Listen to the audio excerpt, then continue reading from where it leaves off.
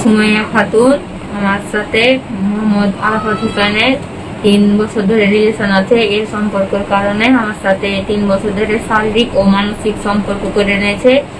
কালকে গতকাল বিয়ে করে এসছে, আমার সাথে প্রতারণা করেছে। আমার সাথে না আরো অনেক কয়েকজনের সাথে এরকম ভাবে আমি যাকে বলছি যে তুই এলে কেন করলি, কিন্তু তুই কি করবি আমার করে নে।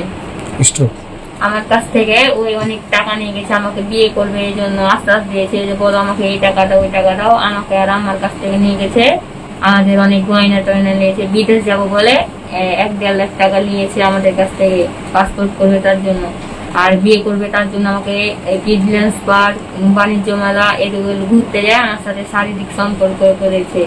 আমি যেতে চাইনি অন্য কাউরের বাড়ি, তা আমাকে অন্য কাউরের বাড়ি নিয়ে আমাকে ধর্ষণ করে। সব শেষে একটাই কথা বলছি যে এই প্রতারকের আমি বিচার চাই।